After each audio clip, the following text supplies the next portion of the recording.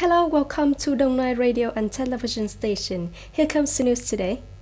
Recently, there have been a number of cases of foreigners entering Vietnam illegally without control and isolation. National Steering Committee for Pandemic Prevention COVID-19 has issued official letter number 3952 to Ministry of Defense, Ministry of Public Security, People's Committees of Provinces and Cities, suggest strengthening immigration control and management of foreigners' entry. The National Steering Committee suggested that the Ministry of Defense continues to strengthen strict and tight control closely border areas, especially trails and openings. Do not let the case enter illegally entry into Vietnam.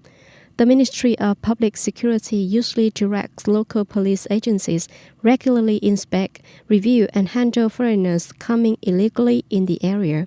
People's Committee of the Provinces and Cities shall direct at all levels of government to propagate and mobilize the people promptly, notify the authorities when detecting illegal entry cases in the community.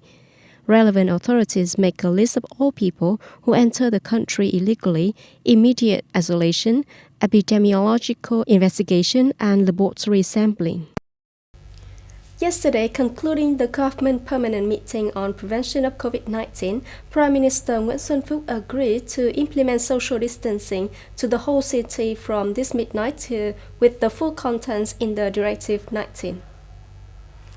The Prime Minister requested at all costs not to cause disease outbreaks spreading in Da Nang and other localities.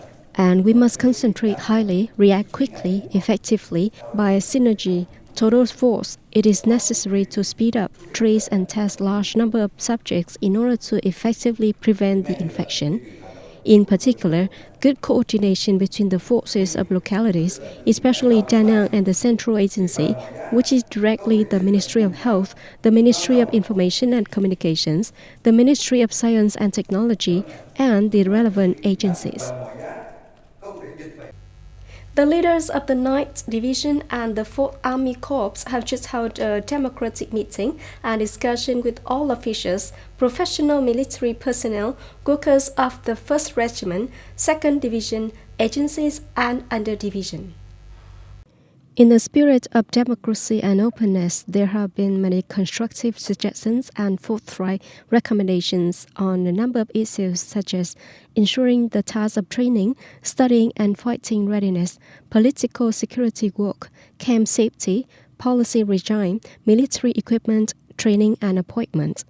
At the dialogue, the division leader affirmed that the party committee and the 9th Division commander were always interested to create favorable conditions for the 1st Regiment, the 2nd Division agencies in the division to promote their ability to successfully complete all tasks. At the same time, note that the unit leaders in all activities should strictly follow the principle of democratic centralism, primary democracy.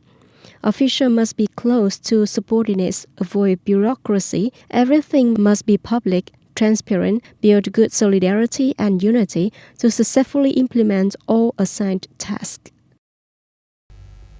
Robert O'Brien, President Trump's national security advisor, has tested positive for the novel coronavirus, the White House said on Monday.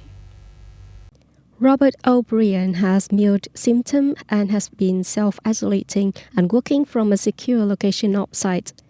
The White House notice also said that President Donald Trump and Vice President Mike Pence are not exposed to risk and the work of the National Security Council is not interrupted.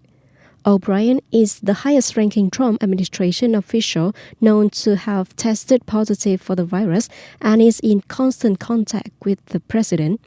The United States still tops the global statistics on the number of cases and deaths from COVID-19.